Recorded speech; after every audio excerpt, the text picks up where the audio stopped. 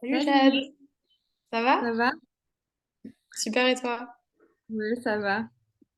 Un peu stressée. Non, t'inquiète, ça va aller. Je suis sûre que tu connais super bien le sujet de toute façon, donc Bah, je le connais bien, mais je suis pas experte. Enfin, j'ai pas de mm. compétences en droit ou tu vois. Ouais, bien sûr. Mais enfin, moi, ce que je trouve intéressant, c'est, vu qu'on parle assez peu de ce sujet, d'avoir quelqu'un qui connaît la situation vraiment sur le terrain, et c'est surtout ça, je pense. Voilà. Grave, Mm. on verra. Mm. Tu sais qu'il va y avoir du monde ou pas? Bah, je sais pas. C'est souvent, bah, il y a beaucoup de webinaires, de formations, de trucs sur Zoom, donc bah, c'est bon. Je sais pas. Bah, j'espère. On verra.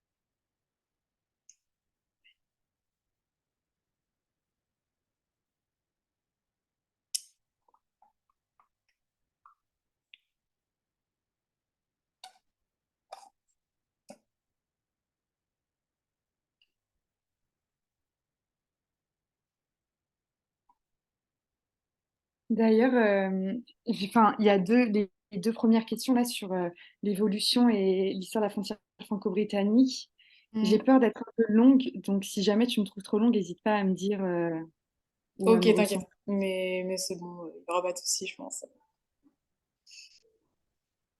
C'est que c'est un peu géopolitique, un peu technique peut-être, je sais pas, mais... Bah ouais, en fait, il y a plein de... J'avais du mal à faire le tri de qu'est-ce qui était moins important. Enfin, tu vois ce que je veux Ouais. dire? Tout Mm. me paraissait... Enfin, il y a plein de choses qui me paraissaient importantes pour comprendre un peu comment on est venu à là, en fait. Mm. Ouais, c'est ça.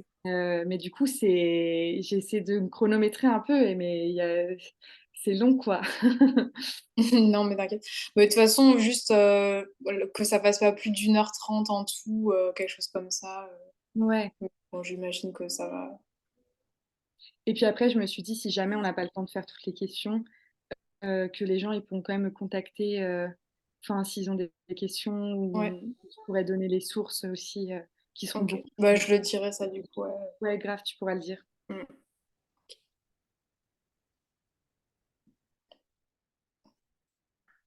Et c'est quoi le nom de ton association du coup? Ou t'es dans plusieurs... je sais pas. Alors, je suis bénévole au Secours catholique maintenant D'accord. et je suis membre du groupe d'essai. Donc, c'est un groupe qui accompagne les proches des personnes Ah qui oui, sont mortes à tu m'avais dit, ouais, Mais je suis plus dans les. Enfin, avant, j'étais salariée à la plateforme des soutiens aux migrants ok. et j'ai fini mon contrat, donc maintenant je suis au chômage. Tout ce que je Ah. fais, c'est vraiment à titre bénévole. Mm. Bah, c'est trop bien. Bravo. Donc c'est cool. Toi, tu fais quoi? Moi, je travaille à la radio pour l'instant. Trop Donc, bien. Quelle radio? sociale, associative, indépendante, c'est tout. Mm. Ok, trop bien. C'est quoi comme radio? Ça s'appelle Radio Moon Pays. C'est Radio de Toulouse. Ouais. Ok, trop cool. T'habites à Toulouse, du coup. Ouais, c'est ça. Trop bien. Et toi, du coup, t'es à Calais tout le temps aussi? Ouais, ouais, Ok. je vis là-bas. Enfin, je vis ici. Mm. Ok, trop bien.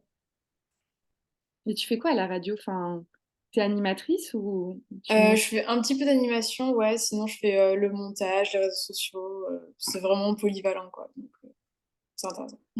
Ok, trop bien. Et t'es payée? Oui. Nice. Oui, parce que toi, t'écris aussi à titre bénévole. Ah oui, pour Et- quelle est la sociale, ouais. Ouais, moi je vais le dire. Salut Virgile! Salut! On est trois. Je mets ça.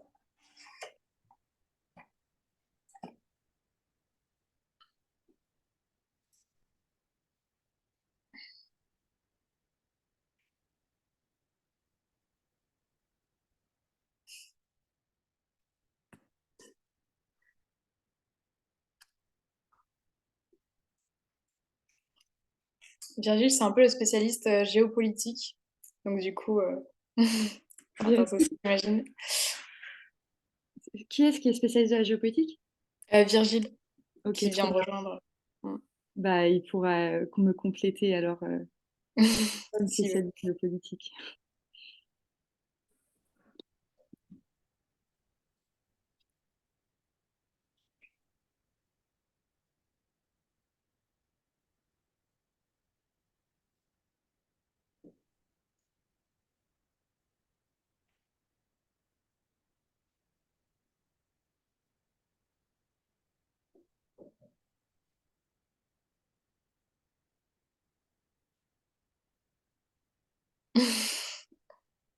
D'accord, j'exagère pas.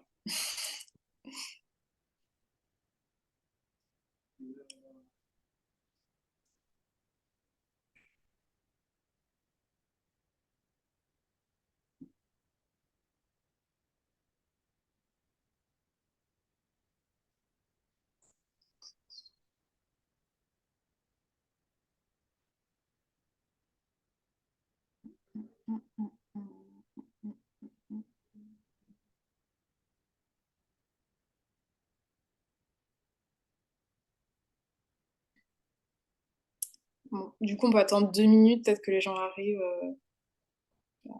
C'est 18h pile. On avance.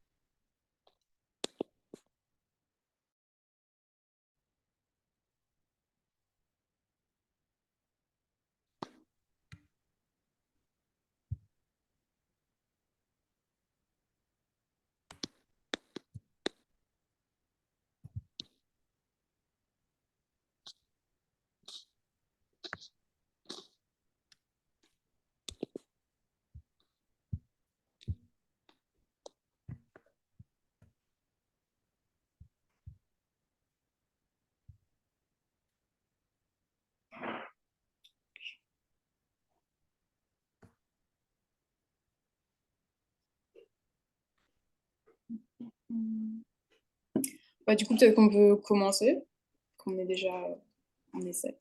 C'est déjà bien. Du coup, bah, je vais te présenter, Jade. Donc, tu es au JE depuis peu, je crois. Et donc, tu habites à Calais. Tu es militante associative depuis 3 ans, donc en soutien aux personnes exilées. Et tu écris à titre bénévole pour un média citoyen qui s'appelle Calais, la sociale. Et tu milites pour une écologie politique et décoloniale. Donc, tu as coécrit avec Simon cette motion donc, pour l'accueil des personnes exilées. Donc, très bien écrite, bravo d'abord. Et c'est dans le cadre, du coup, bah, ce mois-ci, la campagne migration où tous les GR sont invités du coup à tracter, à faire des collages, etc. Donc, bah, je vais présenter un peu le contexte politique, même s'il n'est pas très gai. Donc, du coup, bah, début décembre, il y a le projet de loi Asile et Immigration qui sera présenté donc, à l'Assemblée nationale. Donc, du coup, il y a eu tout un imbroglio avec l'article 3 sur donc, du coup, la régularisation des travailleurs sans papier, mais uniquement pour les métiers en tension, donc les métiers que personne ne veut faire, quoi. Et ça a divisé bah, la majorité et aussi la gauche. Donc peut-être que vous avez pu voir ça dans les médias ces temps-ci.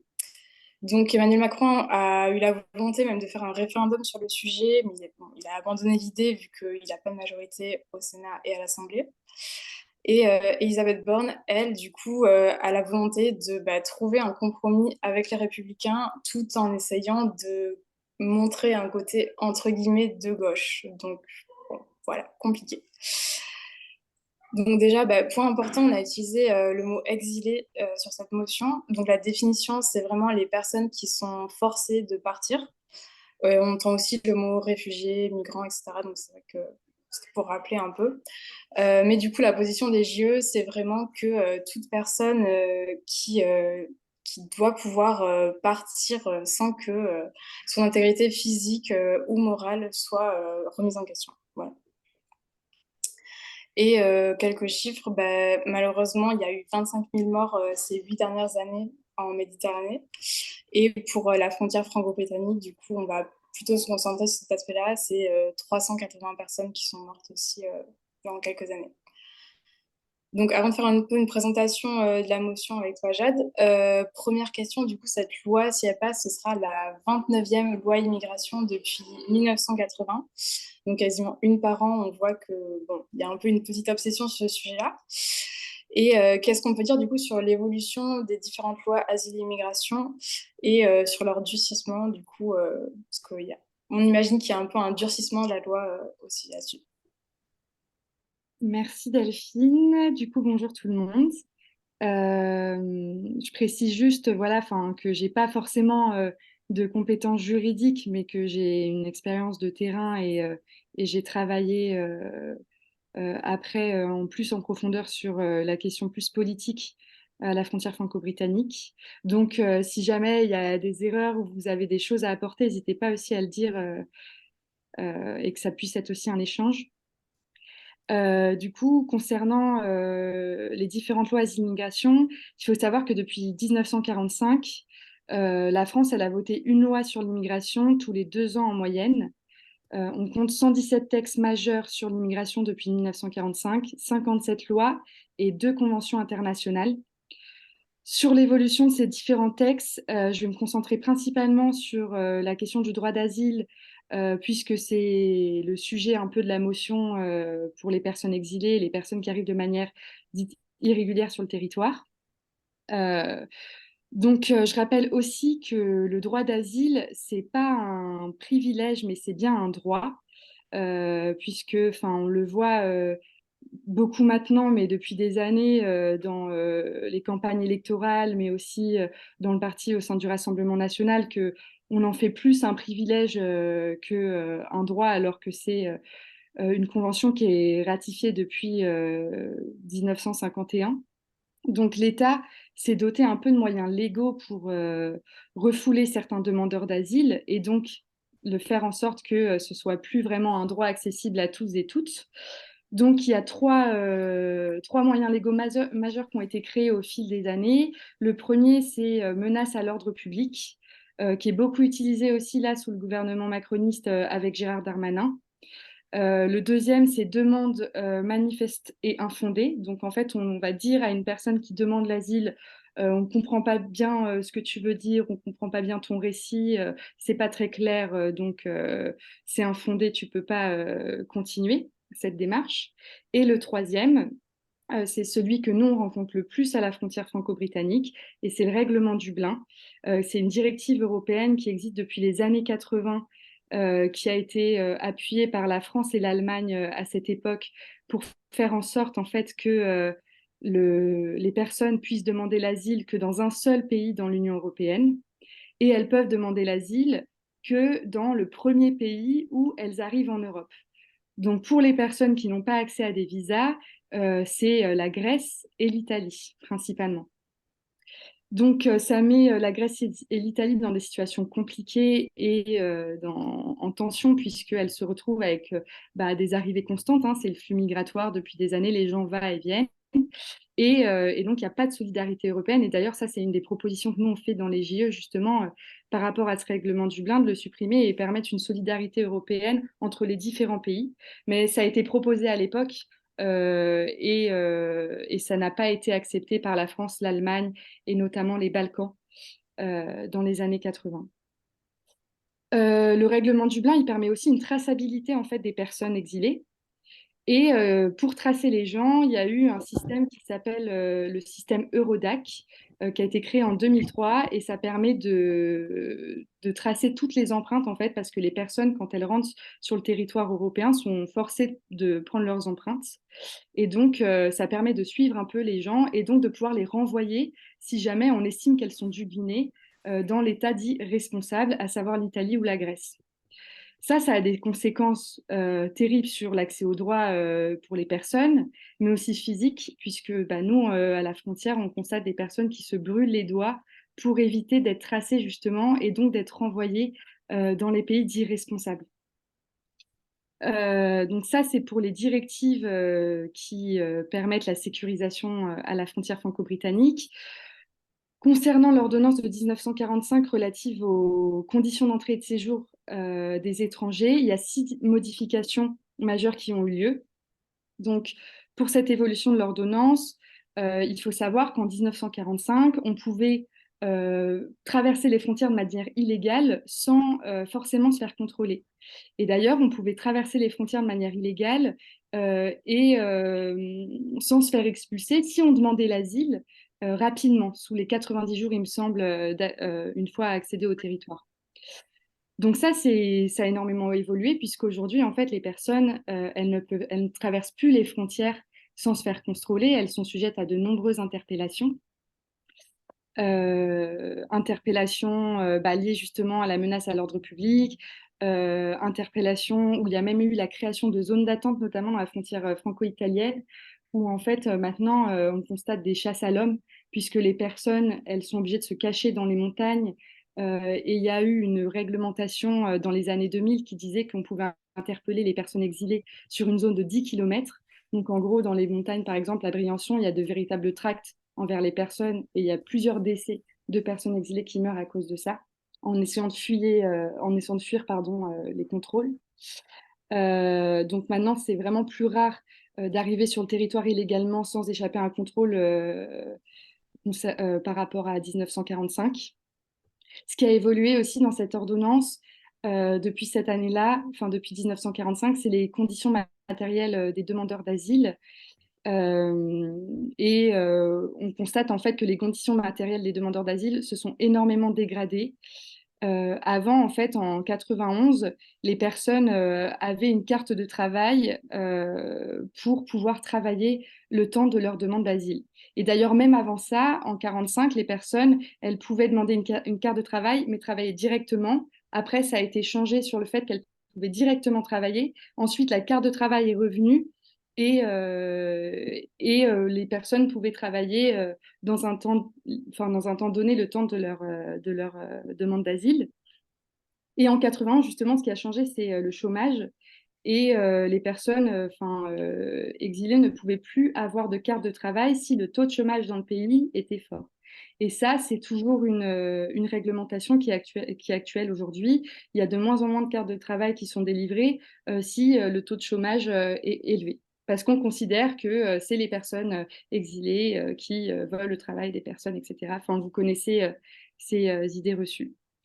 Donc, cette situation, elle s'est encore compliquée en 2005, puisqu'il y a eu un délai minimum d'un an avant de pouvoir travailler. Donc, pendant un an, pendant tout le temps de la procédure, les personnes n'avaient pas accès aux ressources et ne pouvaient pas travailler. Et puis ensuite, ça a été modifié, ça s'est un peu assoupli en 2018, où aujourd'hui, il faut attendre 6 mois avant de demander une carte de travail pour pouvoir travailler. Ça a eu des conséquences directes sur les ressources des personnes. Et pour pallier à ça, l'État a créé une aide financière d'allocation pour demandeurs d'asile, donc en 67. Et cette allocation forfaitaire a été, de base, a été annuelle et ensuite, en 84, elle a été mensualisée. Mais elle s'adapte à la taille des familles que depuis quelques années. Avant, en fait, les personnes avaient une somme d'argent. À l'époque, c'était 4 euros par jour. Aujourd'hui, c'est 11 euros par jour, mais ce n'était pas du tout adapté selon la taille des familles. 11 euros par jour, c'est l'équivalent d'un peu moins de 400 euros. Donc, pour survivre, c'est pas si évident que ça. Euh, Par contre, depuis 2015, du coup, cette allocation de demandeur d'asile, elle peut être supprimée si le demandeur d'asile refuse d'être hébergé dans un dispositif d'État, peu importe quel qu'il soit, mais aussi, par exemple, si une personne n'a pas accès à, oublie d'aller à un rendez-vous à la préfecture ou ne se rend pas dans un rendez-vous important. Et par exemple, pour une anecdote, moi, j'avais accompagné une personne pour justement toute sa procédure d'asile et elle n'a pas pu, elle a pas pu se rendre à Lille pour son rendez-vous et du coup, on lui a refusé, on lui a enlevé l'aide de l'allocation pour demandeurs d'asile. Et du coup, depuis, elle est sans ressources et c'est impossible ensuite de revenir en arrière malgré les démarches, malgré les courriers. Euh, Aussi, depuis 2019, l'allocation elle a été réduite à une carte de paiement. Avant, c'était des cartes bancaires. Maintenant, c'est des cartes de paiement, donc ça veut dire qu'elles ne peuvent pas faire de virement, elles ne peuvent pas utiliser la carte comme nous, on l'utilise dans une carte bancaire. Et en plus de ça, il y a une facturation de 50 centimes d'euros si la personne utilise sa carte plus de 25 fois dans le mois. Il y a aussi eu l'évolution du statut de réfugié. Euh, Donc ça dans le sens positif, puisque à l'époque, en fait, le statut de réfugié était uniquement à destination des déplacés de la Seconde Guerre mondiale. Et ensuite, ça a été ouvert par les Européens en 71 par une convention internationale. Et ensuite, en 98, par toute personne qui sont menacées de torture ou de peine de mort. Enfin, ça, c'est en 2003. Ou encore des personnes qui sont menacées par des entités qui sont non étatiques. Pour ce qui est de la détention, il y a aussi une évolution régressive dans les différentes lois asile immigration au sujet de la détention, puisque, par exemple, dans les années 80, une personne restait en moyenne 7 jours en centre de rétention. Aujourd'hui, elle reste 90 jours en centre de rétention administrative. Donc, 90 jours, c'est l'équivalent de 3 mois. D'ailleurs, pour la petite anecdote, hein, les centres de rétention, à la base, ont commencé dans les années 60 et c'était l'État qui cachait illégalement des personnes dans un hangar à Marseille et qui les renvoyait de manière illégale. C'était pas du tout légalisé. Et il y a eu des protestations 10 ans plus tard. En fait, il y a des personnes qui se sont aperçues que des personnes étaient enfermées illégalement dans ce hangar. Et du coup, c'est en 81 qu'ils ont légalisé en fait les centres de rétention suite à cette affaire. Ça s'appelle l'affaire Aran, si ça vous intéresse. Il y a toute une explication de comment ça a été légalisé sur Cairn. Donc ça, c'est pour l'évolution des centres de rétention. Pour ce qui est de la sanction contre le séjour irrégulier des étrangers, donc en 45, l'entrée au séjour irrégulier était quand même passible de prison. Et à partir de 2012, il y a eu un assouplissement, c'était plus passible de prison et c'est devenu, c'est plus un délit pénal, d'arriver de manière irrégulière sur le territoire, sauf là avec la nouvelle loi asile-immigration qui souhaite remettre ça comme un délit en mettant une amende forfaitaire de 3 750 euros pour toute personne qui arrive de manière irrégulière sur le territoire. Bon, après, en pratique, on se demande tous comment ça va se passer, étant donné que les personnes, elles n'ont pas d'hébergement, elles n'ont pas de domiciliation. Elles n'ont pas, elles n'ont que 400 euros d'ADA si elles demandent l'asile. Donc, en pratique, ça sera difficilement applicable. Ce qui a évolué aussi, c'est l'arsenal répressif contre les étrangers sans papier. En 81, du coup, il y a l'instauration de contrôles d'identité qui sont préventifs. Après, en 93, il y aura la facilitation des contrôles d'identité, notamment à la frontière. Ensuite, on va recueillir les empreintes digitales des personnes dans un fichier policier. Ensuite, on va recueillir les photos des personnes dans un fichier policier. En 2016, l'État va demander à tous les organismes, banques, CAF, écoles, etc., d'informer les autorités si la personne est étrangère. Pareil pour les prisons. Dès qu'une personne rentre en prison, si la personne est étrangère, la prison doit en informer les autorités publiques. Et pareil, depuis 2019, pour le 115, qui sont les centres d'hébergement d'urgence, qui doit donner la liste des demandeurs d'asile et de réfugiés aux autorités. Pour l'accès aux soins, bon, bah, ça a fait pas mal polémique récemment avec l'AME. Donc ça a énormément évolué aussi. En 93, toutes les personnes avaient accès à la même couverture de santé que les Français et les Françaises. Et c'est à partir de 99 donc, que l'aide médicale d'État a été créée. Et en 2003, à partir de 2003, en fait, il fallait prouver 3 mois de résidence interrompue euh, pour bénéficier en fait de tout l'accès aux soins. Donc en fait, quand on voit là les débats avec l'AME, au final, nous, en pratique, sur le terrain, c'était déjà difficile en fait pour les personnes d'avoir accès aux soins, puisqu'il fallait prouver que tu étais sur le territoire pendant 3 mois. Et donc c'était très dissuasif pour les personnes. À titre d'exemple, j'ai accompagné une personne qui était dépendant à l'héroïne et avait envie d'arrêter son addiction. Et les médecins m'ont conseillé de lui dire de continuer à se doper parce que le temps administratif allait être extrêmement long et qu'ils n'allaient pas pouvoir le prendre en charge. Donc déjà, en fait, l'accès aux soins était entravé. Et en plus de ça, pour que les personnes soient informées que ça existe, il faut qu'il y ait des associations qui soient présentes, qu'il y ait des traductions, etc. Donc c'était déjà bien compliqué. Et bien sûr, ces restrictions, elles s'inscrivent donc dans le but de décourager les étrangers et les étrangères qui viendraient en France pour bénéficier du système de santé français et donc pour dissuader de ce qu'on appelle le tourisme médical, de ce qu'ils appellent le tourisme médical. Donc voilà un peu, j'essaie de prendre les choses qui me semblaient un peu le plus importantes dans l'évolution des différents arsenals sur l'immigration et de toutes les lois et des décrets qu'il y a eu. Mais encore une fois, les chercheurs, ils démontrent bien que l'immigration, ça ne dépend pas de ces décrets-là, mais ça dépend bien des flux, en fait, et que ça fait partie de l'histoire que les gens vont et viennent. Et donc voilà pour cette question. J'espère que c'était clair. Et Oui, d'ailleurs, c'était extrêmement clair. il y a un article du Monde qui retrace, si ça vous intéresse aussi de savoir l'évolution sur l'immigration du travail ou sur d'autres types d'immigration, c'est les décodeurs qui ont fait justement toute une analyse sur ça, sur les différentes lois depuis 1945. C'est vrai, ils font un super travail. Et du coup, est-ce que tu peux nous présenter un peu le contexte politique à la frontière franco-britannique, avec peut-être un petit récap historique qui mène à la situation actuelle pour les associations notamment et les personnes exilées? Alors, concernant la frontière franco-britannique, elle se base donc sur une conception très sécuritaire. Donc, la Grande-Bretagne, en dehors de l'espace Schengen, en fait, c'est devenu le pays frontalier à la France. Et donc, en fait, les deux pays vont construire juridiquement la frontière franco-britannique. Euh, si Calais est devenu un symbole, c'est parce que l'Eurotunnel, c'est parce que ils ont beaucoup développé les flux maritimes et ferroviaires. Notamment avec la construction du coup du tunnel sous la Manche. Et ça, le tunnel sous la Manche avait entraîné une série de traités sécuritaires, dont le traité de Canterbury en 1986 et le protocole de Sangatte en 91, qui vont être en fait les premiers textes sur la militarisation et la sécurisation de la frontière.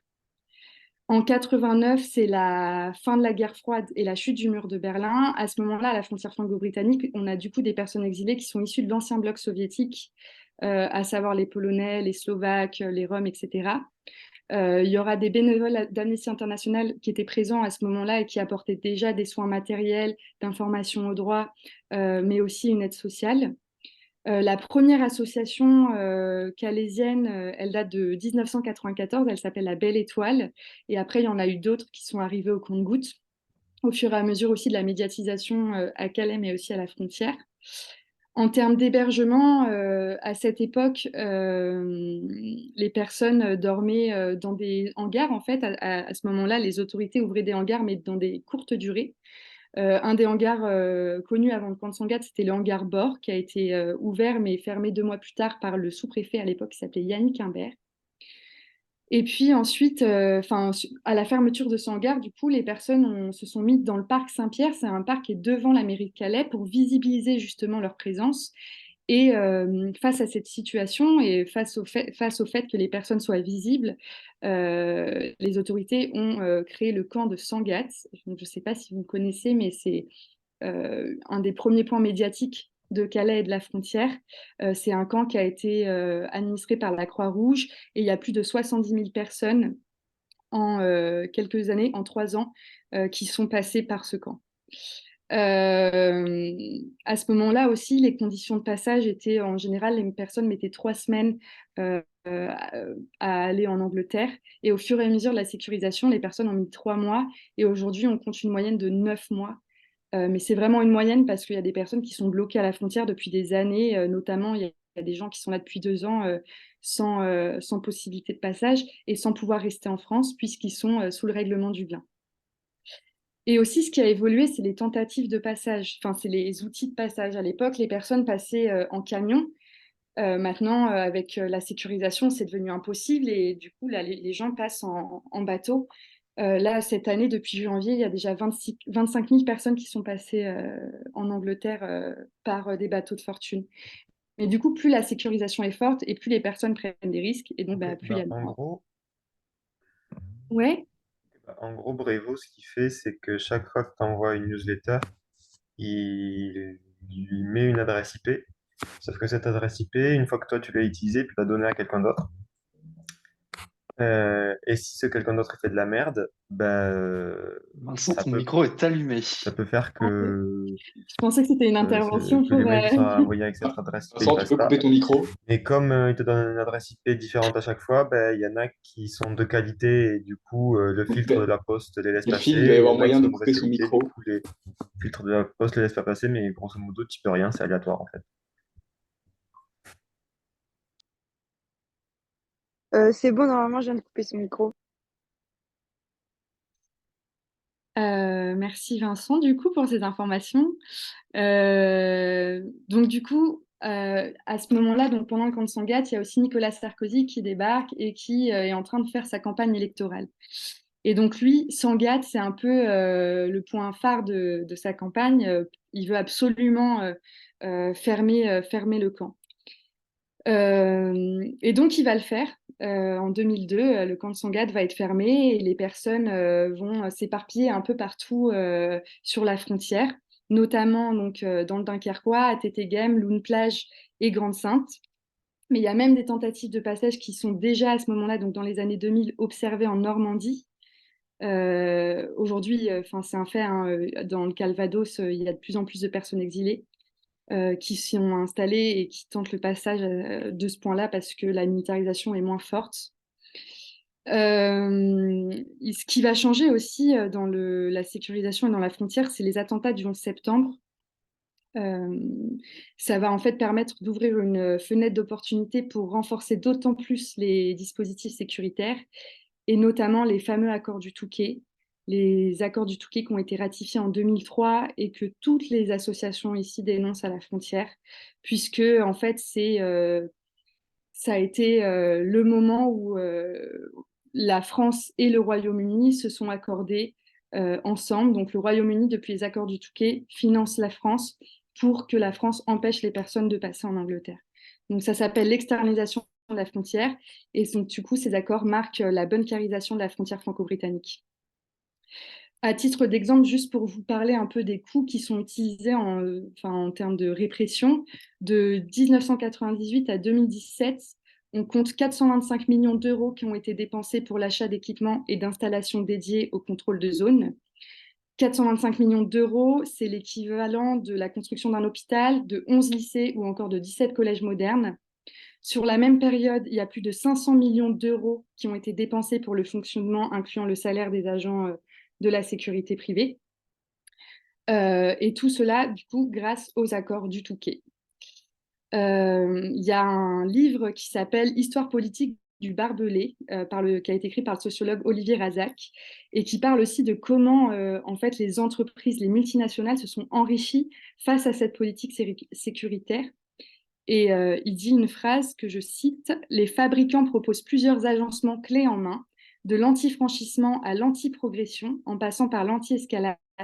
La forme de la lame change selon l'utilisation prévue, de la simple dissuasion à la capacité de blesser mortellement. Et ça, c'est vraiment dans les pubs des différentes multinationales qui construisent ce genre d'outils répressifs, où ils montraient, bah voilà, ce barbelé est tranchant, mais il tue pas, celui-ci, oui. Et les gens choisissent, enfin, c'est un catalogue d'un arsenal répressif, c'est monstrueux à voir. Il y a aussi, bon, il n'y a pas que l'Angleterre qui finance, hein, bien qu'elle finance plus d'un demi-milliard d'euros du coup pour la répression, mais il y a aussi de l'argent public. Dans le Pas-de-Calais, selon la DGEF, c'est 25,5 millions d'euros en 2020. Il y a une commission d'enquête parlementaire qui a été réalisée en 2021 par rapport à cet argent justement qui montrait que 85% d'argent, 85% de cette somme d'argent était financée uniquement à des fins sécuritaires et seulement 15% à des fins humanitaires. Voilà pour ce qui est du coût de la frontière. Après, pour continuer juste sur l'évolution de la frontière, il y a eu l'arrivée de Natacha Bouchard en 2008, qui a fait une grande politique de répression et d'invisibilisation des personnes, allant même jusqu'à demander aux piscines et aux médiathèques de demander à toute personne une carte d'identité et une attestation d'hébergement pour pouvoir rentrer. Donc il y avait vraiment une politique de chasse dans la ville pour empêcher les personnes en fait d'être dans le centre-ville. Et donc, suite à ça, suite à cette politique anti-squat et de répression, elle a demandé aussi aux autorités d'ouvrir un centre de répit, un accueil de jour à l'extérieur de la ville pour que les personnes n'aient plus à utiliser l'espace public des Calaisiens et des Calaisiennes. Et donc, cet accueil de jour s'appelle le Centre Jules Ferry. Et ce centre Jules Ferry a débouché sur la Grande Jungle en 2016, que vous devez forcément connaître parce que ça a été l'histoire la plus médiatisée hein, de la frontière, où il y a eu près de 10 000 personnes qui ont été dans la Grande Jungle. Ça a été le plus grand bidonville d'Europe, qui a été détruit sous le gouvernement socialiste de l'époque. Et à partir du moment où la Grande Jungle a été détruite, on est rentré dans une politique de lutte contre les points de fixation, et c'est une politique qu'on connaît aujourd'hui, où en fait les personnes sont expulsées quotidiennement, tous les 2 jours, voire tous les 36 heures. Et en fait, c'est une politique de harcèlement constant envers les personnes depuis ce moment-là. Donc, il n'y a plus possibilité aujourd'hui de pouvoir construire un abri. Les arbres sont tous abattus, là où il y a des personnes pour justement avoir une visibilité sur les camps et du harcèlement constant vers les personnes exilées. Voilà pour ce qui est de la frontière franco-britannique. En termes d'hébergement, il n'y a pas d'accès à l'hébergement. Les hébergements d'urgence sont tous saturés. Pareil pour ce qui est des CAES, des hébergements pour les demandeurs d'asile, ils sont tous saturés. Là, il y a récemment eu plusieurs actions qui ont été faites par les associations, notamment avec les femmes et les familles et les enfants, devant la sous-préfecture pour demander des hébergements au vu des inondations. Il n'y en a pas eu. Et puis là encore aujourd'hui, hier, on a appris la mort de 2 autres personnes qui sont mortes suite à un naufrage. Et donc, on compte maintenant 387 personnes mortes à la frontière depuis 1999 et 387 personnes pour qui on a retrouvé le corps hein, et l'identité. Donc voilà pour ce qui est de la situation des personnes exilées qui n'ont aussi pas accès hein, aux services essentiels, à savoir l'accès à l'eau, aux douches et aussi aux distributions alimentaires. Et du coup, par rapport au droit d'asile, est-ce que là aussi il y a eu un durcissement parce qu'on connaît pas vraiment les droits, etc. Bah, sur le droit d'asile, il y a un durcissement. Enfin, il n'y a pas eu. Enfin, ce que je disais un peu au début, enfin, par exemple l'information, le fait que les personnes ne soient pas informées de leurs droits. Ça déjà c'est une entrave au droit d'asile. Ce que je disais, le règlement Dublin, les gens à Calais, on compte là 2000 à 2500 personnes exilées sur toute la frontière franco-britannique, non juste à Calais, pardon. 50% d'entre elles sont dublinées, donc elles ne peuvent pas demander l'asile. Il y a Michel Foucault qui parle d'être enfermé dehors. Donc, en gros, les personnes, elles peuvent pas aller en Angleterre parce qu'on leur empêche et elles peuvent pas rester en France, mais du coup, elles peuvent aller nulle part. Et en plus, elles ne sont pas expulsables parce que leurs pays sont considérés comme dangereux. Donc, il y a un axe. Et pour les personnes qui peuvent demander l'asile aussi, il y a des dispositifs qui ont un peu évolué. Par exemple, nous, à la frontière, ce qu'on constate, enfin, ce qui a changé, c'est qu'avant, les personnes pouvaient demander l'asile à Calais. Aujourd'hui, c'est plus possible. Elles doivent aller à Lille, à Coalia, c'est à Villeneuve-d'Ascq, juste à côté. Et en gros, elles doivent aller à Lille, mais elles n'ont pas de papier, donc elles n'ont pas de ressources. Donc il faut pouvoir payer son billet de train, il faut pouvoir avoir un téléphone, accès à Internet pour pouvoir avoir le GPS, pour pouvoir trouver le lieu où il faut demander l'asile. Tout ça en plus en français. D'ailleurs, si vous voyez à l'île Europe des gens qui sont en train de regarder la carte métro 2, souvent c'est qu'elles ont besoin d'aide justement pour se diriger. Et puis, il faut échapper à la police en fait. Et donc, il y a une entrave du droit d'asile par rapport à l'entrave à l'accès à l'information où les personnes n'ont pas, enfin, débarquent dans un pays, elles parlent ni la langue, enfin, et il n'y a pas d'association d'État qui viennent informer les personnes de leurs droits. Ça dépend vraiment juste des associatifs qui, effectivement, touchent pas tout le monde, quoi. Et en plus de ça, les procédures pour demander l'asile sont extrêmement longues. C'est minimum 1 an hein, pour obtenir une protection. Parallèlement, par exemple, pour l'Ukraine, il y a une mesure exceptionnelle qui a été appliquée qui s'appelle je ne sais plus comment on l'appelle dans le droit international, mais c'est une mesure temporaire de la protection de réfugiés. Et en fait, ça, c'est dans les normes internationales. Quand on estime qu'il y a une immigration, enfin une migration de masse de réfugiés, ils peuvent bénéficier de la protection temporaire pour échapper justement à cette lenteur administrative. Je me rappelle en 2015, on parlait de crise migratoire. Jamais cette protection a été appliquée. Donc, le droit d'asile, c'est vraiment au beau vouloir des préfectures que les personnes puissent avoir accès au pass droit, quoi. Et c'est vraiment long. Il y a plusieurs recours aussi. Mais pareil, il faut savoir, il faut être accompagné d'un avocat. Le récit d'asile, il s'écrit en français. Donc, si la personne n'est pas accompagnée d'une association, elle ne peut pas écrire son récit d'asile. Donc, voilà, il y a plein de petits pics comme ça qui sont mis pour empêcher les personnes en fait de demander l'asile. Et du coup, pour revenir à la situation vraiment sur le terrain, on a vu des choses assez ahurissantes comme des policiers qui mettaient des coups de cutter dans les tentes. On a entendu dire que voilà, les distributions alimentaires aussi étaient empêchées. Donc c'est un peu naïf, mais en fait, on a du mal à comprendre pourquoi, comment ça se fait qu'on en arrive là. Et du coup, voilà, toi qui es vraiment dans les associations et qui le vois au jour le jour, enfin, est-ce que l'État entrave vraiment ces associations? Comment ça se passe et comment ça se fait, quoi? Alors, la criminalisation des associations, vaste sujet. Là, il y a un rapport récemment qui est sorti par une chercheuse qui s'appelle Maria Hagan et un chercheur qui s'appelle Sébastien Bachelet qui parle de ça justement, qui a fait une enquête sur la criminalisation des aidants à la frontière franco-britannique et au Maroc.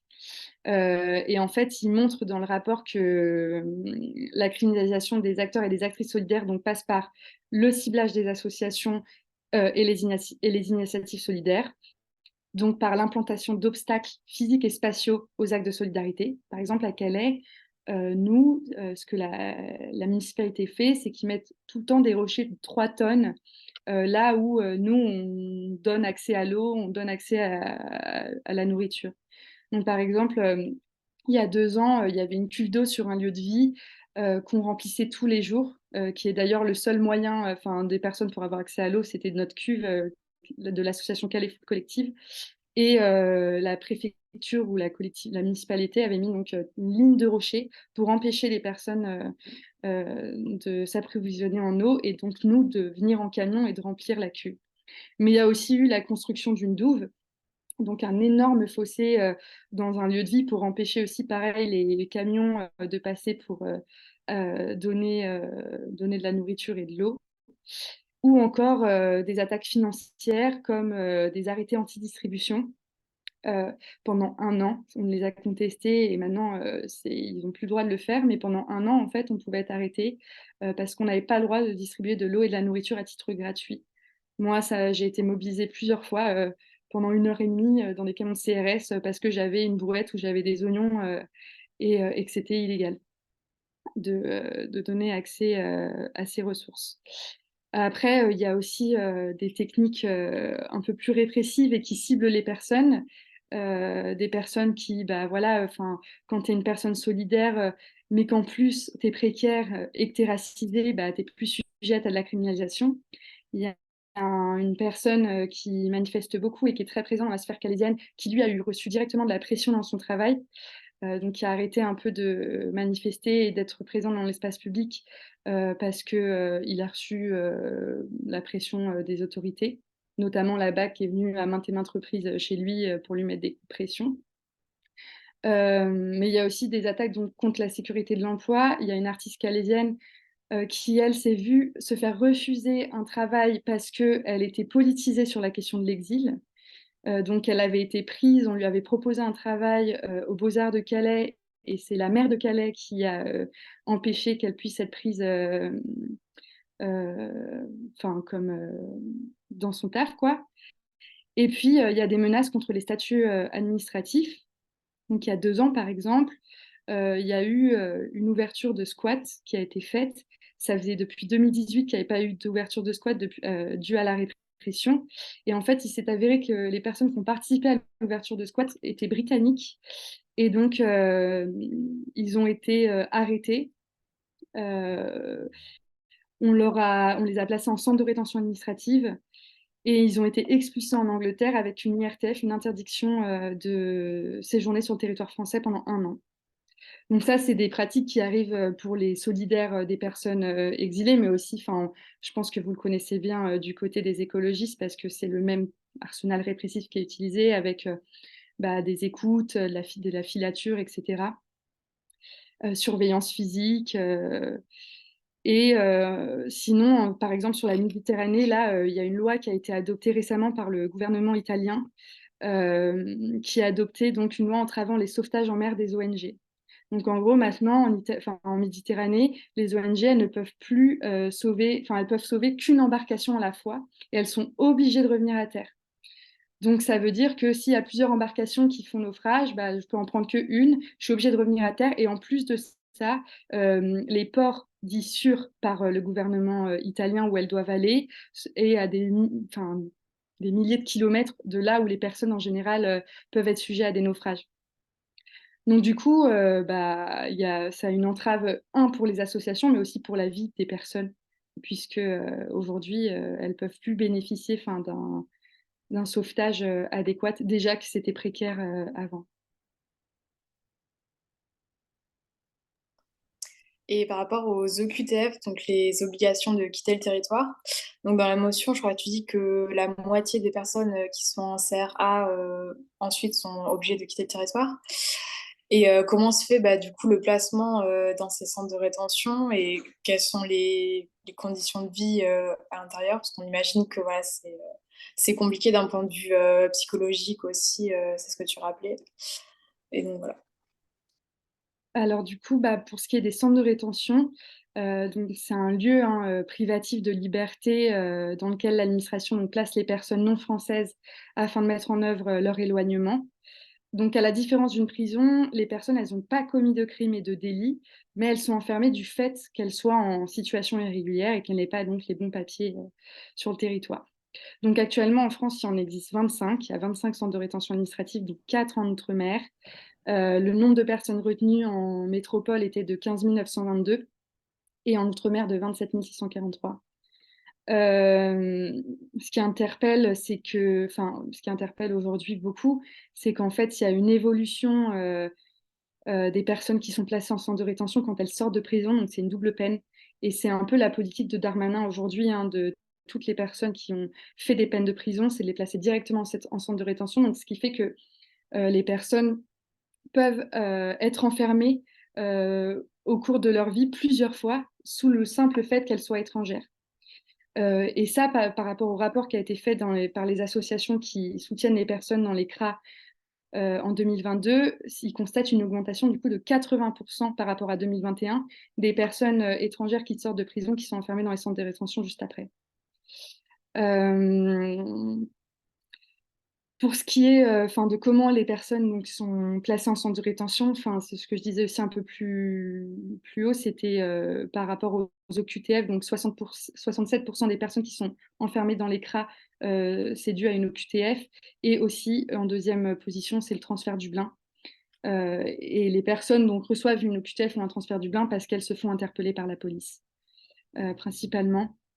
Les conditions de vie des personnes, dû à déjà, le fait que les personnes peuvent être enfermées de plus en plus longtemps. On a une moyenne de 23 jours aujourd'hui de personnes qui sont enfermées. Ça a un impact sur la santé mentale des personnes, mais aussi les autres facteurs qui ont un impact, c'est l'augmentation du nombre de personnes qui enchaînent plusieurs privations donc, de liberté, mais pas que les personnes qui sortent de prison aussi, hein. On a des personnes qui sont dans les centres de rétention, qui sortent, qui se font réarrêter par la police, qui retournent en centre de rétention, qui sortent, et c'est le jeu du chat et la souris, ça arrive régulièrement. Mais il n'y a pas d'absence aussi, il y a une absence d'activité dans les locaux, donc il n'y a vraiment rien qui est proposé. Et puis, il y a le maintien de personnes souffrant de pathologies lourdes, notamment de pathologies psychiatriques, et l'enfermement régulier des personnes dont la situation administrative a été mal examinée. Par exemple, il y a des demandeurs d'asile qui sont enfermés alors que logiquement, elles n'ont pas à être enfermées vu qu'elles sont en demande d'asile. Donc ça a des conséquences sur la santé mentale, mais aussi physique des personnes, puisqu'il y a de plus en plus de tensions dans les centres de rétention, soit entre les communautés, mais aussi envers les forces de l'ordre ou les forces de l'ordre contre les personnes qui sont enfermées. Il y a des gestes désespérés, il y a beaucoup de tentatives de suicide dans les centres de rétention, beaucoup d'actes de mutilation, mais aussi il y a beaucoup de luttes, d'auto-organisation, il y a énormément de grèves de la faim. Dont on ne peut pas parler parce qu'il n'y a pas de médias pour le dire, mais il y a des associations, les associations anti-crash justement appellent régulièrement les détenus pour prendre de leurs nouvelles et qui font part justement des luttes en interne, des grèves de la faim des personnes pour lutter contre leurs conditions de vie. Et dernière petite question, du coup, toi, peut-être que tu as été confronté à ça, j'imagine. Quelques petits conseils pour contrer la rhétorique de l'extrême droite sur ces questions-là. Juste, on vous a envoyé un mail pour présenter la campagne et il y a un petit diapo sur lequel il y a déjà voilà, quelques réponses lorsque vous tractez, vous recevez des trucs du genre ah, on ne peut pas accueillir, de toute façon, ce sont des violeurs, etc. Donc voilà, est-ce que toi, tu as des petits conseils? J'ai deux petits conseils, oui. Un, effectivement, déconstruire toutes les idées reçues. J'ai plein de phrases que j'avais notées, que je m'étais dit on pourrait faire ça ensemble, mais je ne sais pas si on aura le temps. Mais par contre, je peux vous passer les liens des livres, des petits livrets. Il y en a un de la CIMAD qui parle de ça, justement, des préjugés sur les migrants, où ils mettent toutes les phrases clichés qu'on entend et les réponses avec les chiffres. Il y a aussi un petit livret d'ATD Quart du Monde qui parle de ça. Et il y a un livre qui s'appelle On ne peut pas accueillir toute la misère du monde et qui déconstruit totalement cette phrase et qui explique d'où elle vient et tous les chiffres et toutes les données, les analyses pour justement casser un peu cette rhétorique de l'extrême droite et pouvoir avoir un argumentaire en fait. Puisqu'en fait, tout ce qui est donné, c'est basé vraiment sur des idées reçues, mais il n'y a rien qui est fondé et qui est analysé par des scientifiques, par des chercheurs ou des chercheuses. Je regardais ce matin, je ne sais pas si vous connaissez le collectif Némésis, un collectif de femmes extrême droite, qui parlait du fait que tous les étrangers, elles sortaient les chiffres de l'INSEE en disant voilà, tous les étrangers sont ceux qui nous agressent, sont ceux qui nous violent, etc. Regardez les chiffres, c'est écrit, c'est ceux qui sont en prison. Mais en fait, les études montrent aussi que les personnes qui sont racisées sont plus sujettes au contrôle, euh, ont des peines d'enfermement qui sont beaucoup plus dures, et que pour une personne, un violeur blanc peut facilement sortir des mailles de la justice et ne pas être enfermé et donc ne pas être comptabilisé dans ces statistiques. Donc voilà, je vous invite vraiment à regarder ces petits livrets qui sont très courts et qui pourraient vous permettre de donner des armes de résistance contre l'extrême droite. Et sinon, le dernier point aussi, c'est la presse, les médias, puisque tout est véhiculé à travers les médias. Et donc nous, à Calais, on a Calais La Sociale. C'est un média indépendant où on approfondit des sujets sur la migration, sur des sujets qui ne sont pas du tout approfondis dans les médias tels que La Voix du Nord ou Nord Littoral. Et ça permet d'avoir un petit rapport de force face à ça et d'avoir un argumentaire et que les gens n'aient pas qu'une seule source d'information, mais puissent aussi en avoir une autre, quoi. Bon, on mettra les liens du coup sur le groupe, essayer d'étoffer. Et du coup, maintenant, peut-être présenter la motion dans les grandes lignes, dans les grands axes. Peut-être un point que tu as déjà rappelé sur le fait pour les exilés d'avoir accès vraiment à l'information dans leur langue, que ce soit avec des brochures ou avec du coup des traducteurs. Donc, ça a l'air d'être vraiment l'enjeu. Et aussi la formation des agents, des agentes, comme ça. Ouais. Oui, bah ça, c'est un des points de la motion, hein, de permettre à tous et toutes d'avoir accès à l'information, la possibilité du coup de prendre rendez-vous pour la procédure de demande d'asile dans toutes les villes et dans toutes les préfectures, puisque comme je disais à Calais, hein, les personnes ne peuvent pas demander l'asile à Calais, elles sont obligées d'aller à Lille, et ça, il faut le savoir.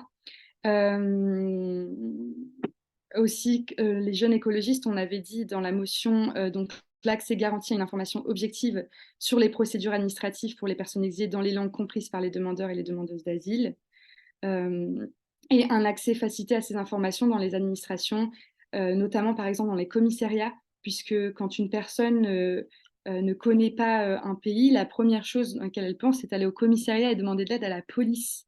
Et ça, c'est un peu problématique parce que la police, c'est aussi ceux qui les harcèlent, mais que les personnes des forces de l'ordre puissent être formées sur la question de droit d'asile, notamment par exemple à Calais, où il y a une pression, on va dire, migratoire, parce qu'il y a des gens qui sont sur le littoral, et que la police puisse accompagner les personnes dans les démarches plutôt que les réprimer. Donc voilà un peu les mesures qu'on propose dans la motion. Et également, du coup, quelque chose qui nous concerne vraiment aux jeunes écolos, la reconnaissance d'un asile climatique, du coup, pour les pays particulièrement touchés, j'imagine, par le dérèglement climatique. Ouais. Oui, parce que on demande justement que l'asile climatique puisse être reconnu dans la Convention de Genève de 1951, parce qu'elle n'existe pas, mais d'ailleurs, à ce jour, dans le monde, il n'y a aucun statut juridique qui parle d'un asile climatique, malgré le fait que les scientifiques du rapport du GIEC parlent de 230 millions de personnes déplacées d'ici 2050. Donc, il y a un rapport d'ailleurs du Secours catholique qui est sorti, qui s'appelle Libre de partir, libre de rester, qui parle principalement justement de la question climatique et des réfugiés climatiques. Il faut savoir aussi que les déplacés climatiques, ils existent déjà. C'est juste qu'on a du mal un peu à les quantifier, car il y a beaucoup de paramètres qui rentrent en jeu, et que s'il n'y a pas de définition claire sur ce qu'est un réfugié climatique, par exemple en Syrie, avant la guerre en Syrie, il y avait déjà 1,3 million de personnes qui fuyaient pour la sécheresse avant même que la guerre commence. La guerre du Darfour au Soudan, c'est pareil, ça a commencé dans un contexte de forte sécheresse avec une déforestation importante. Et en fait, on s'est rendu compte aussi que dans plein de pays, il y a des tensions géopolitiques, il y a des conflits dus à un manque d'accès aux ressources ou du fait qu'il n'y en a plus. Et donc c'est difficile à montrer, et vu qu'il n'y a pas c'est pas notifié dans la protection pour la demande d'asile, on ne traite pas ça avec les personnes quand on les accompagne dans le récit d'asile. Quand j'ai accompagné une personne qui se faisait persécuter parce que on essayait de voler ses terres, On n'a pas dit, bon, bah voilà, les gens volent les terres parce qu'il y a un manque de ressources, etc. Dans la récit d'asile, on dit, bah voilà, il est de telle ethnie, cette ethnie se fait persécuter. Donc, on est même obligé un peu de changer les règles pour que la personne puisse avoir la protection, alors qu'à l'initiale, ça pouvait être concerné aussi totalement le réchauffement climatique. Donc, les jeunes écologistes, on propose, la reconnaissance de statut, le développement de voies légales et sûres pour les réfugiés climatiques, mais en fait pour tous et toutes, puisqu'il faut savoir que nous, en tant que Français et Françaises, on peut voyager dans 114 pays sans nécessité de visa. Un Afghan, il peut voyager que dans 4 pays. Donc, c'est un peu urgent de permettre à tout le monde d'avoir une équité dans l'accès à des voies légales, mais aussi d'agir directement sur les causes des changements climatiques pour faire de la migration un choix et donc non une nécessité. Et enfin, mettre fin aux accords économiques inégaux. Et là, je renvoie cette partie-là en fait à la formation qu'on avait eue lors du forum des JE avec Caroline Rose, quand elle nous racontait justement comment ça se passait au Sénégal avec les accords de pêche. Et ensuite, du coup, tu en as parlé un petit peu, l'abolition du règlement de Dublin, également l'abolition de Frontex, bien sûr. Et, et voilà, je sais. Ouais, bah pour Dublin, je pense que j'espère avoir été claire sur pourquoi il faudrait abolir ce règlement et faire un système de solidarité européenne, et c'est ce que proposent les JE. Pour ce qui est de Frontex, c'est une agence qui a été créée en 2003 et en fait, c'est le bras armé des pays de l'Union européenne dont l'objectif est d'empêcher les personnes d'entrer dans l'espace Schengen. Sauf que, en fait, les agents de Frontex ont recours et violent les droits humains. Ça a été documenté par différentes associations, mais aussi par l'ONU, les Nations Unies. Euh, D'ailleurs, c'est la plus grande agence de l'Union européenne. Son budget est énormissime, c'est 845 millions d'euros qui sont alloués à Frontex, et c'est à peu près 3000 personnes qui travaillent pour cette agence. Donc, en fait, les agents de Frontex, ils font régulièrement des refoulements illégaux. D'ailleurs, il y a l'ancien directeur qui a démissionné pour cette raison parce qu'il a été accusé de renvois illégaux de personnes exilées. Il a été remplacé récemment en 2023, au début de l'année 2023. Et aussi parce que ils ont une intervention qui est policière et non humanitaire. À titre d'exemple, il y a eu un terrible naufrage là en juin dernier au large de la Grèce où il y a 79 morts qui ont été comptabilisés, mais il y avait 750 personnes, plus de 750 personnes sur le bateau et il n'y en a que 134 qui ont été retrouvés. Donc il y a beaucoup plus de morts que ça, c'est juste que les corps n'ont pas encore été retrouvés. Et en fait, les agents de Frontex étaient au courant de cette embarcation et n'ont rien fait. Et ça arrive régulièrement. C'est arrivé aussi là dans la Manche il y a 2 ans et ça arrive encore, où on laisse les personnes en fait tout seules. Nous, on a des témoignages de personnes qui nous racontent, voilà, quand elles sont passées par la Grèce, les agents de Frontex, les violences policières qu'elles ont subies, que les gardes-côtes vont venir prendre leur eau, leur téléphone, leur argent et laisser les embarcations dans l'eau. Il faut espérer qu'il y ait une ONG qui arrive pour les sauver. Donc voilà pourquoi on veut abolir Frontex et du coup proposer une création, enfin à la place remplacer Frontex par une agence qui du coup très très juste le sauvetage en mer. Donc ça voudrait dire aussi arrêter de pénaliser les ONG qui sauvent les personnes en Méditerranée et arrêter de les criminaliser. Enfin, ça fait partie des revendications qu'on dit par rapport à ça dans la motion. Et du coup, on demande également de dessaisir le ministère de l'Intérieur de ces questions-là. Euh, euh, En quoi ça a fait une différence, du coup, que ce soit un autre ministère qui s'occupe de ça, ou plusieurs ministères, donc un pour le travail, par exemple, un pour la santé, etc. Bah, avant 2010, du coup, il y avait pas de, enfin, il y avait le ministère de l'immigration qui a été supprimé par Nicolas Sarkozy pour justement mettre tous les pouvoirs au ministère de l'Intérieur. Mais dessaisir le ministère de l'Intérieur, ça permettrait tout simplement de traiter la question migratoire non plus de façon sécuritaire, mais de façon humanitaire, de façon humaine. Et donc, le fait aussi de ne pas forcément avoir un ministère de l'immigration, mais juste avoir, bah voilà, la question de la santé, ça traite du ministère de la Santé, question de logement, ministère du Logement, ça permet aussi de permettre un accueil inconditionnel pour toutes les personnes. et qu'on ne dise plus ah ok bon là c'est des exilés, des migrants, on va les traiter de manière spécifique. Non, en fait, les personnes qui sont à la rue, qui sont exilées ou qui sont françaises, on doit les traiter de manière inconditionnelle et de manière égalitaire. Donc voilà l'importance de dessaisir cette question des mains de Darmanin. Et tu parles aussi du coup de géopolitique, avec notamment nos relations avec la Libye. On sait bah, du coup que les conditions là-bas sont vraiment horribles, que c'est voilà, de l'esclavage, la torture, etc. Qu'est-ce que notre pays du coup pourrait faire par rapport à ça? Ben, tout simplement limiter le plus possible les accords avec la Libye. Pourquoi, enfin, au début, en écrivant ça avec Simon, on avait mis, enfin, supprimer les accords avec la Libye et en fait, en lisant des rapports d'organisations ou des Nations Unies, on a vu que c'était pas possible puisqu'on a besoin aussi des gardes-côtes libyens pour prévenir quand il y a des bateaux dans les eaux libyennes. Donc, on doit quand même coopérer avec eux pour sauver les personnes qui sont en mer, mais par contre limiter le plus possible les coopérations et que ça soit juste limité en fait au sauvetage des personnes en mer. Pareil, pour pallier ça, bah, la mise en place de voies légales et sûres, ça permettrait que les personnes ne se retrouvent pas dans ces camps de détention et n'aient pas à subir ces actes de torture. Et qu'on puisse mettre ouais, tous les moyens à disposition en fait, pour ne pas avoir à travailler avec des pays qui violent les droits fondamentaux. Et pour le moment, bah, en fait, les États de l'Union européenne ne font juste que financer la Libye, mais aussi la Turquie, pour empêcher les personnes de partir.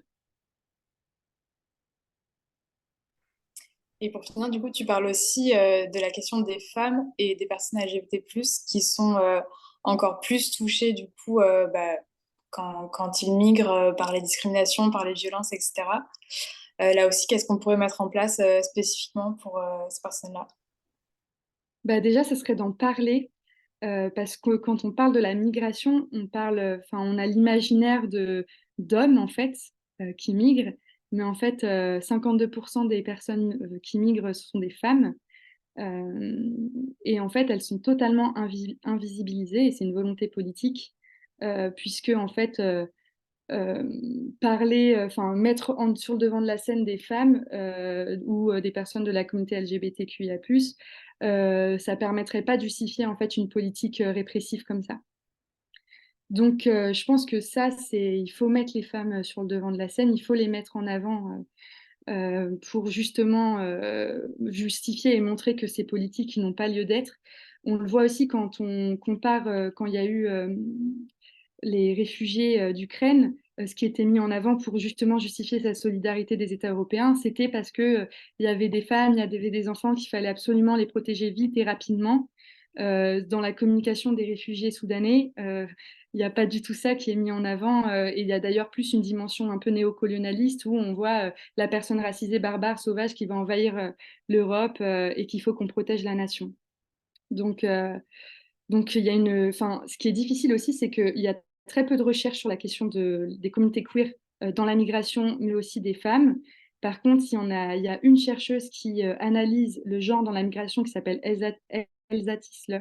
Et je vous invite à regarder ses travaux qui sont vraiment intéressants. Et elle parle de ça. Et elle montre justement comment, en fait, il y a aussi des formes d'exotisation de la femme migrante, du fait que on va pointer du doigt les pays qui sont jugés comme homophobes, etc., dans les pays du Sud, sans en fait se regarder le nombril et montrer bah, voilà, que dans les contrôles aux frontières, les femmes migrantes, elles sont sujettes bah, à du chantage sexuel par les forces de l'ordre pour pouvoir passer. Elles sont plus sujettes bah, au VSS et elles sont moins protégées. Donc, ce que les JE proposent justement pour contrer un peu ces violences politiques-là, c'est vraiment bah, de permettre à toutes les personnes qui travaillent avec le public des femmes et de la communauté queer exilée de se former sur ces questions-là, de prévenir la traite humaine, de rendre les plaintes plus accessibles et aussi d'avoir des centres généralisés pour les femmes en non-mixité en fait, puisque c'est pas vraiment le cas aujourd'hui. Tout le monde est un peu mélangé et donc bah, c'est pas safe pour les personnes de la communauté queer par exemple qui se retrouveraient dans l'hébergement du 115 avec des hommes. Voilà. Bah, du coup, je vous invite vraiment à lire la motion. Ça fait vraiment plusieurs pages, mais c'est extrêmement intéressant, vraiment pour détailler un peu voilà, tout ce qui est proposé sur le sujet. Et du coup, bah, on a le temps pour prendre vos questions, si vous en avez.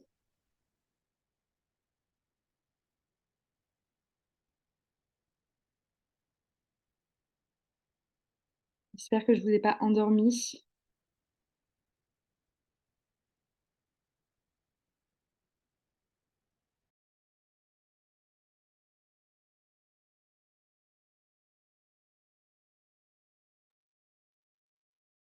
Il y a Arthur qui a levé la main.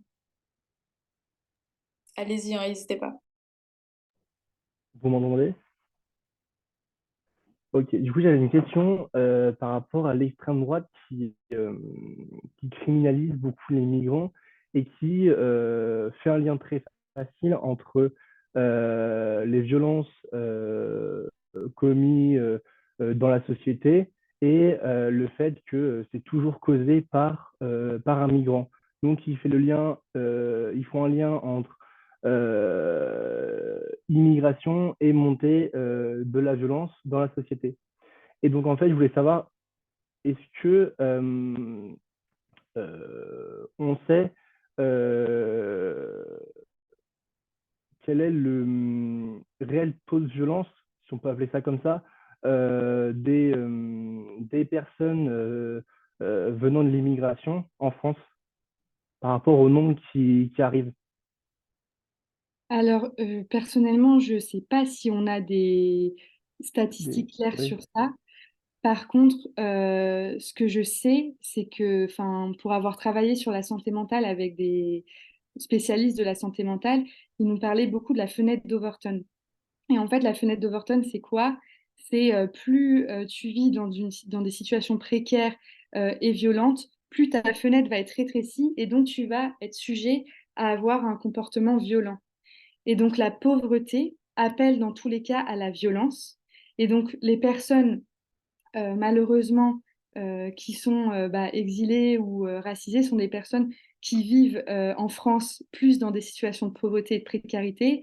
Et donc oui, la violence est plus importante, mais pas parce qu'elles sont noires ou arabes, parce que les conditions font juste que c'est difficile et que on connaît un peu les clichés, la loi de la jungle, la loi du plus fort. C'est ce qui se passe là à la frontière, par exemple à Calais. Il y a des personnes, enfin là, il y a une semaine, il y a une personne de 22 ans qui est morte. Elle s'est pris un coup de couteau dans la gorge pour un téléphone parce que les conditions sont tellement difficiles. Avoir accès à un téléphone aujourd'hui, quand tu es une personne exilée et que tu n'as pas de nouvelles de ta famille, c'est tellement important qu'il y a régulièrement des agressions comme ça. Et donc, c'est très difficile, en fait. Plus les situations et plus il y a de la répression, plus nous, on constate rien qu'à la frontière de la violence envers les gens, enfin envers les personnes, entre elles. Et après, par rapport au fait que soit comptabiliser plus de personnes étrangères, par exemple dans les prisons, c'est ce que je disais un peu tout à l'heure, hein, c'est juste par rapport au fait que la justice est beaucoup, enfin, il y a beaucoup de magistrats qui sont racistes et qui mettent du coup des personnes racisées plus facilement en prison que des personnes qui sont blanches et qui commettent aussi des crimes, mais qui vont échapper du coup à la justice. Mais je suis sûre qu'il y a des rapports qui doivent le montrer et je me renseignerai et je pourrai les partager à Delphine qui vous les partagera. Mais effectivement, ça, c'est vraiment un argument à déconstruire parce que je trouve ça horrible de catégoriser les gens comme ça. Et il faut vraiment pouvoir avoir un argumentaire et des chiffres clés pour pouvoir déconstruire ça. Et d'ailleurs, vraiment, le collectif Némésis, quand on regarde leur compte Instagram, c'est que ça. Et donc, enfin, encore une fois, on se base vraiment sur la politique de la peur. Le but, c'est de faire peur aux gens. Enfin, je crois que là, la campagne européenne des écologistes, Marie Toussaint, c'est justement sur la douceur, de ce que j'ai compris. Donc, c'est pas mal de faire un rapport de force par rapport à ça et de rassurer un peu les gens. Et ici, il y a eu un rapport, une étude sérieuse qui est sortie, pardon, qui me revient aussi, c'est que souvent, par exemple, l'extrême droite ou la droite va dire oui, il y a de plus en plus d'insécurité en France. En fait, c'est faux. Il y a un rapport qui est sorti récemment qui dit que c'est pas l'insécurité qui a augmenté, mais c'est le sentiment d'insécurité.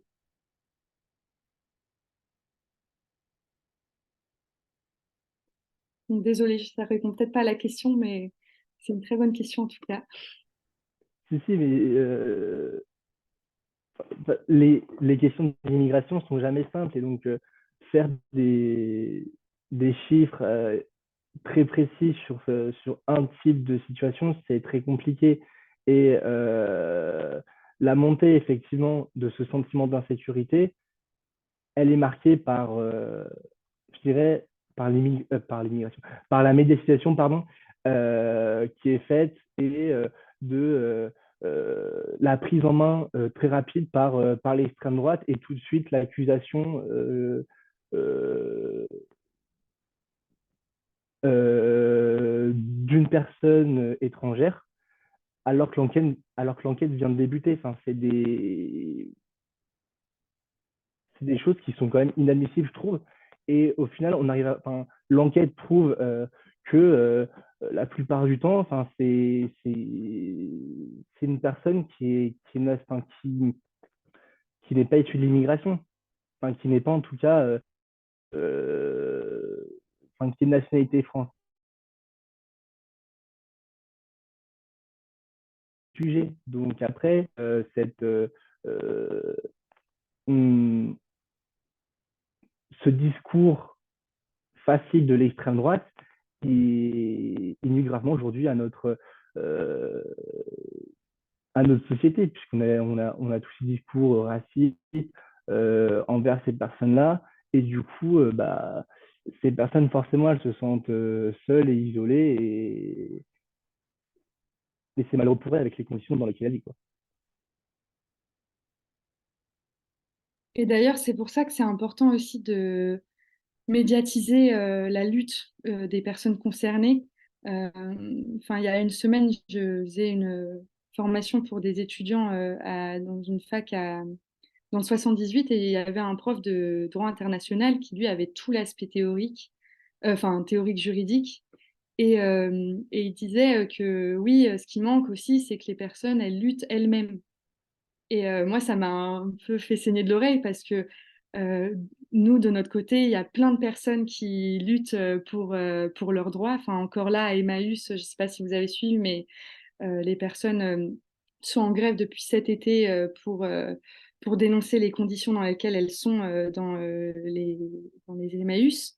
Mais encore à Paris, par exemple, tous les vendredis, il y a des collectifs de sans-papiers qui font des manifestations, mais ils sont 50, quoi. Mais pour justement lutter pour leurs droits et appeler à la régularisation, comme ce qui s'est passé récemment aussi avec les JO. Et ça, c'est important aussi de montrer ces histoires-là pour contrer aussi et pas montrer que le mauvais côté, enfin, que peut asseoir l'extrême droite sur l'immigration, mais montrer qu'en fait, non, les personnes, elles sont responsables, elles luttent elles-mêmes, elles n'ont pas besoin forcément des associations pour s'auto-organiser, elles s'auto-organisent déjà, elles s'auto-organisent après le passage, elles arrivent à lutter et à se cacher de tout l'arsenal répressif et des lois qu'il y a contre elles. Et ça, c'est vraiment à partager pour pouvoir soutenir et montrer des histoires plus positives de l'immigration.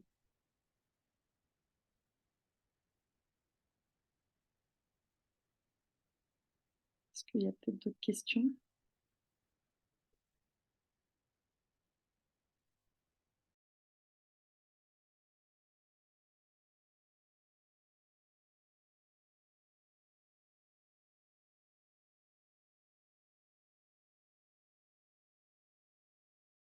En tout cas, vous avez mon numéro de téléphone normalement dans les groupes Telegram, donc si jamais il y a des questions qui vous viennent plus tard ou si vous avez besoin d'aide tout simplement pour vous en interne dans vos villes, etc., il n'y a pas de souci. Enfin, je serai disponible pour vous aider sur la question de la migration. Je sais que c'est un sujet pas facile, donc n'hésitez pas à me solliciter pour ça.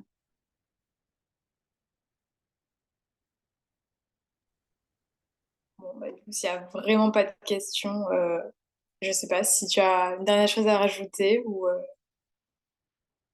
c'est bon, on peut peut-être clôturer du coup. Euh, Et Excuse-moi. oui. Désolé, j'ai une question qui vient de me venir en tête. Jade, est-ce que tu as pas des comptes d'assaut ou des comptes sur les réseaux sociaux qu'on peut suivre pour se tenir informé des actualités sur ce sujet, etc. Ouais, carrément. Alors déjà, vous pouvez me suivre.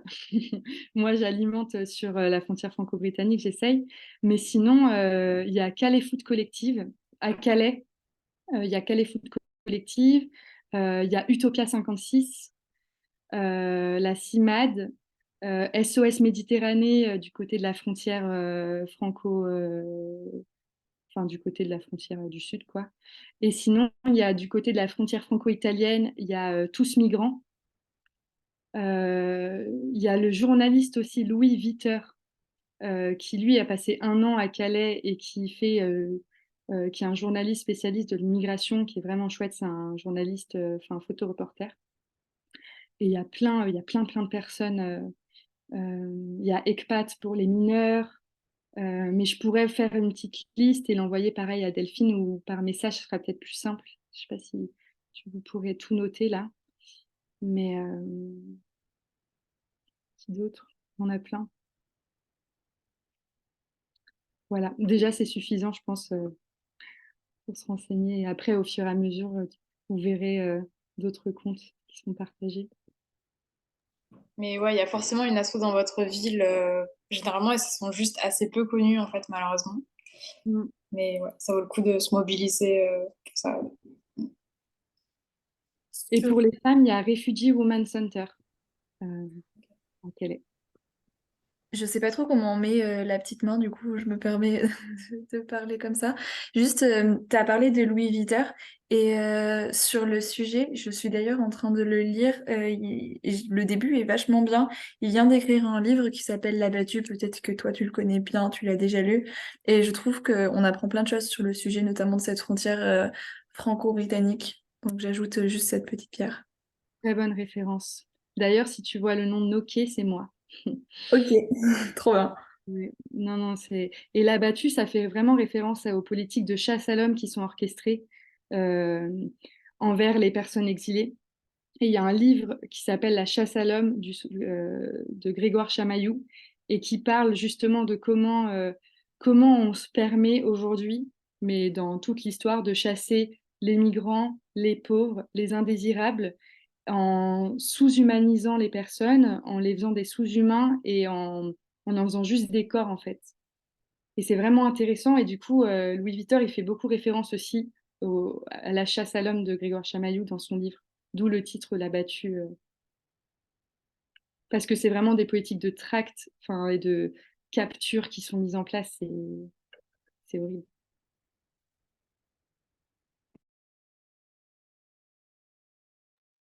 Est-ce qu'il y a une dernière question?